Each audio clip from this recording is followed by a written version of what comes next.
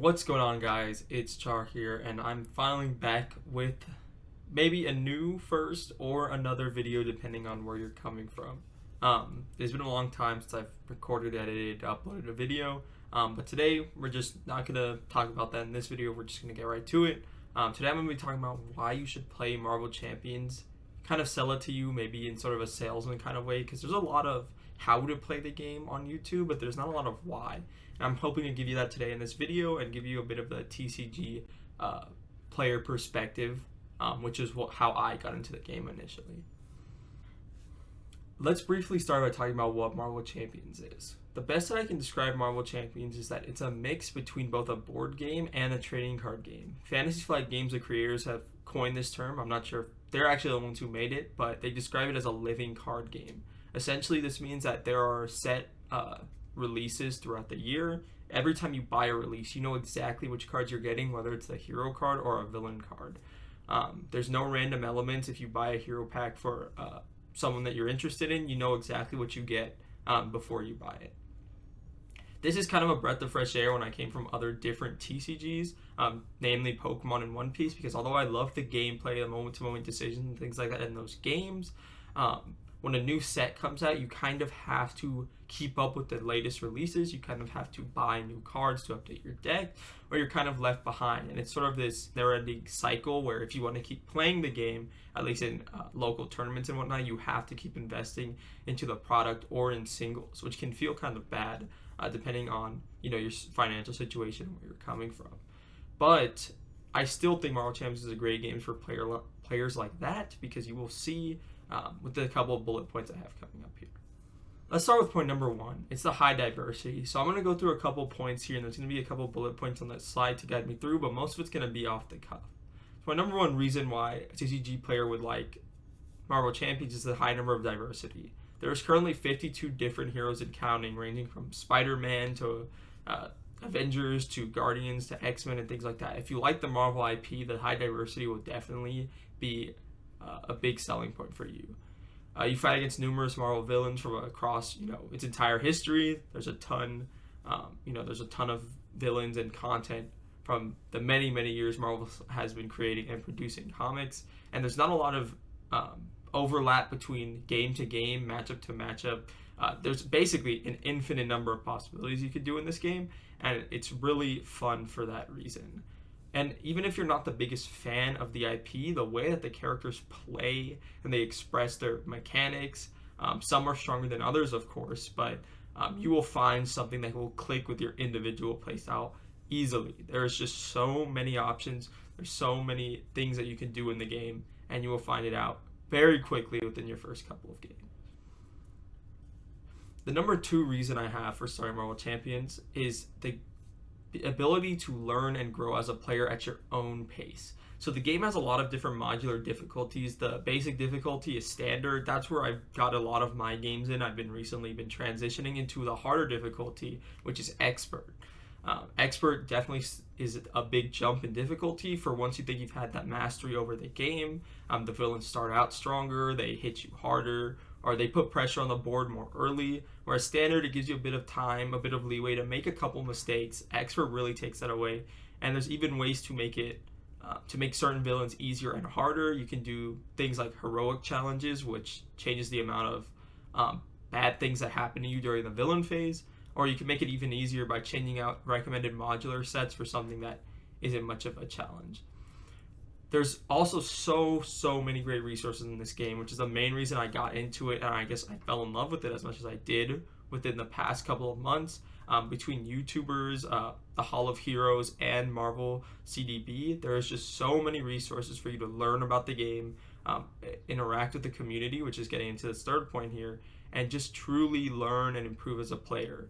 Everyone's extremely welcoming. If you're looking for specific YouTuber recommendations, I've been watching a lot of D20, a lot of Web Warrior Fanatic, Phil in Theory makes amazing videos. That's sort of where the inspiration for this one's coming from. And just so many more, just too many to name. I've been watching, interacting with the community, just learning new things every day about the game. It's just a ton of fun. It's very welcoming. There's so many Discords you can join, ask questions, rules questions, deck building, getting ideas. It's just such a good time to grow and learn, which can kind of be a hit or miss when it's coming from the TCG community. It's a bit of gatekeeping of information, but because of the game, the type of game Marvel Champions is, you'll probably see why that's not as prevalent here as we move on. So my third point has to be that the game is cooperative, and this is sort of where that last point from 2 was leading into. Because it's cooperative, the community and the people in it are much more incentivized to work with each other, learn with each other, and just grow as a community. I want to talk about the first point a little bit. The cooperative, at least as it pertains to playing with friends in friend groups or maybe some acquaintance groups. When you're in a PvP card game, it's not always zero sum where when some person loses, some person has to suffer. Some people treat these PvP games as like social experiences and the outcome of the game doesn't matter, but that's not always the case. It really depends on the pot of people you have or your friends or things like that. There are times even with my best of friends that I've gone over and we've just played a couple games and I get a sour mood by the end of it. It just happens sometimes. The cards don't roll your way, the dice don't roll your way, and it can feel kind of bad at the end because someone has to win and someone has to lose. But because this is cooperative, you guys really get to change that dynamic on its head. Now it's more, I guess it's more open, there's more discussion. Just for me personally, I found myself having much better times playing this than going over and, maybe playing some Commander, even though I'm not the biggest fan of that format. That would be my biggest comparison, where Marvel Champions, you play with 4 people cooperatively, and the vibe is just completely different than when you play a game like Commander, where everyone's against each other. My second bullet point here is talking about, when you go over to test decks, such as for certain TCGs, and you have this playing with each other as a way to get better, but also as a social experience. It being cooperative really enhances that social experience aspect. Between your turns when you're not playing, you can crack jokes, you can talk about what's been going on with your lives. It's just a really fun and open, area to just communicate and have good times with friends without that, I guess that super, nagging feeling that's like, man, I really had to push hard to win this game. And then another reason why the cooperative is so fun is that even though I find myself playing mostly true solo, I've been playing a lot of 2 and 3 player recently, and there is just great amount of fun, thematic, and even borderline broken combinations you can do in this game. There's just, the card pool is so vast. There's just so many things, so many weird hero-specific interactions, the wordings on the cards, that you can truly make these combinations that fulfill a huge power fantasy. And it's not like a zero sum of like comboing off for 20 minutes on a Commander turn. It's you and your friend or friends coming together, finding a strategy to beat this villain and then executing it in a way that is just completely satisfying. The main way that these sort of cooperation is personified is through these team up cards. They can only be played in multiplayer, as you see on the right here. This is just one of my favorite ones here.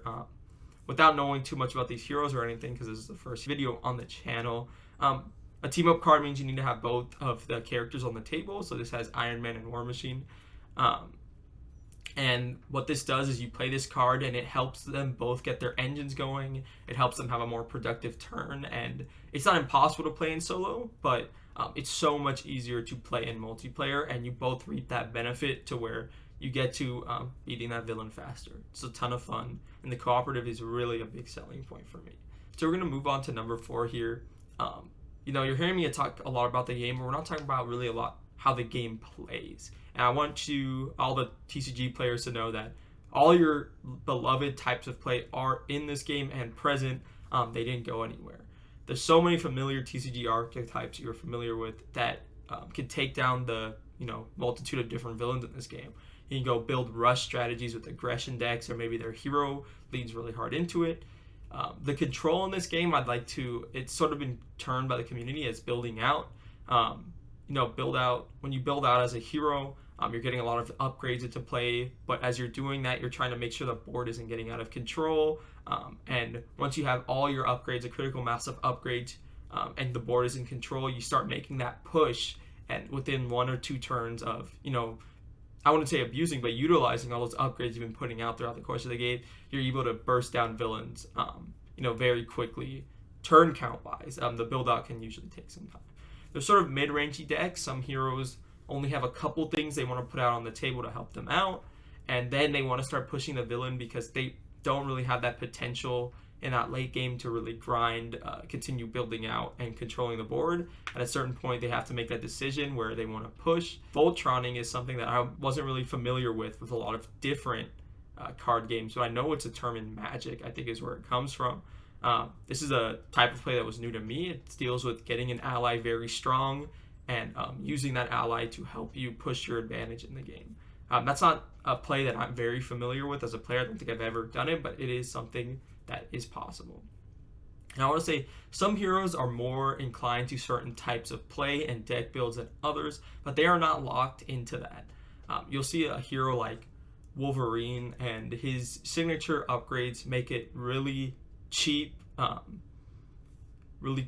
really effective to play attack events. So you're like, oh, I want to go aggression with this guy. Why would I play anything else? But if you look a bit deeper at a couple of his hero cards and things like that, you can find like, well, because he's so statted into attack and attack events, I can either, do a type of play, an aggro playstyle where I really lean into that and I want to beat the villain fast within a couple turns, or you can go the other way where you're like, well, there's a couple of really cool build out cards that he has access to, or he has a couple of really cool mid-range control options, and you can lean into that as well. And then maybe put someone who seems sort of pigeonholed into this rush strategy to maybe go more a control mid-range route. There's just so many different types of play, and you aren't locked into a specific type of play with the hero. You really can, flex your, creativity muscle and get to the table. And that kind of leads into our next point here.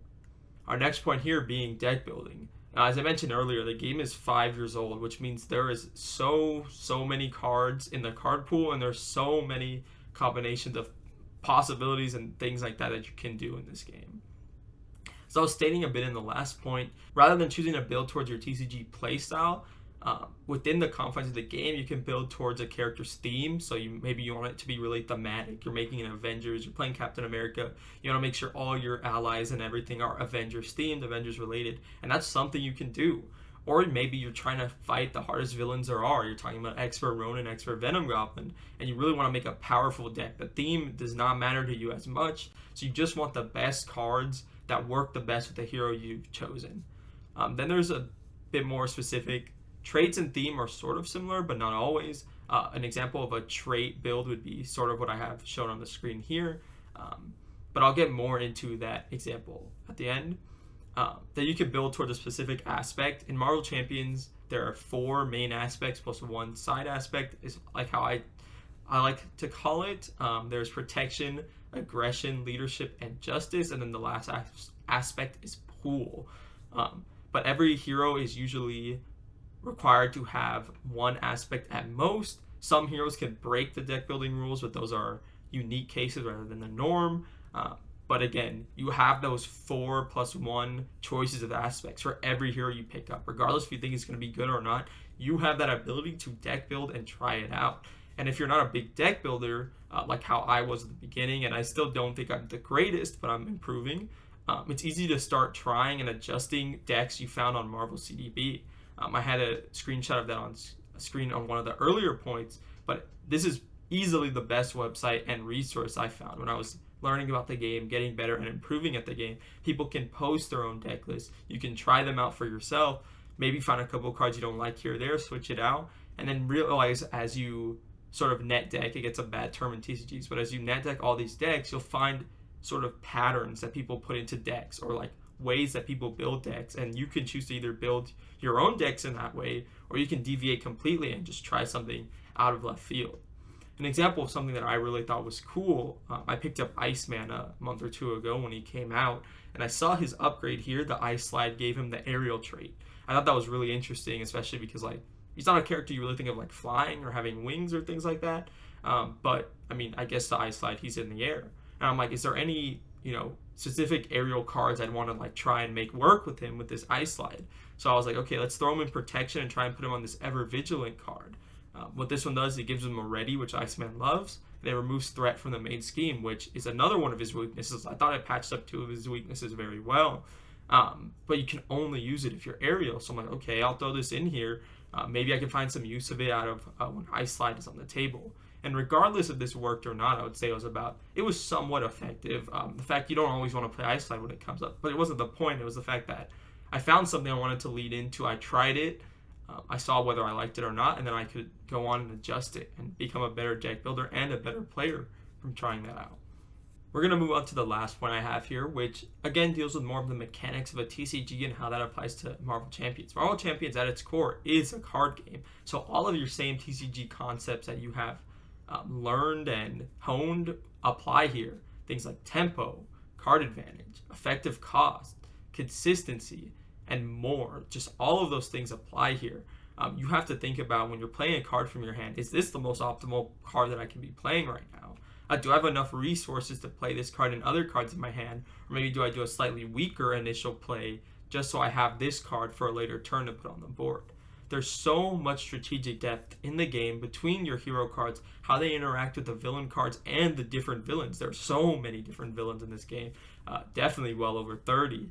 And each matchup is completely different depending on what the villain can flip during their turn, attachments they get, certain treacheries they reveal. It's just every time I try and play villains blind because I like sort of getting surprised by those. Once you played a villain a couple times, okay, you can sort of play around sort of the cards they have in their deck, but at least for the first initial times, it really makes interesting decision making where, well, how do I get out of this situation and still manage to win the game? It still has all those same fun card game quirks too. You have that randomness, the moment-to-moment decisions, and things like that.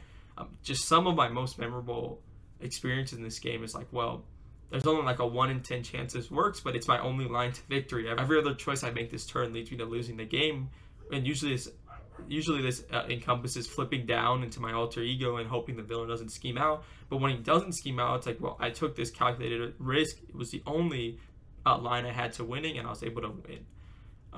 One of the examples I have here is, a very early villain, Claw. He gets this attachment that, again, as someone who doesn't play this game, it might not make a lot of sense to you, but they can flip these attachments that you have to spend resources to get rid of. And this is a somewhat nasty one that he has, because anytime he attacks you and damages you, which he will with that base of 1 if you don't defend, he's going to stun your hero, and stunning really slows you down. But the thing about it is that stunning slows you down if you're pushing for a win.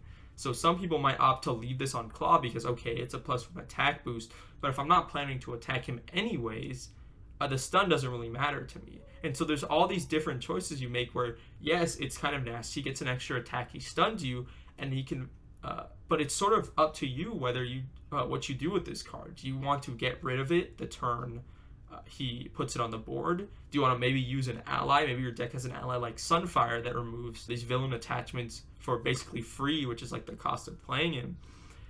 Maybe you want to wait until you draw into him from your deck, or there's just other things where you're like, no, I'm playing a rush hero, I have to get rid of this the turn is dropped on the board, or I'm not going to be able to kill him.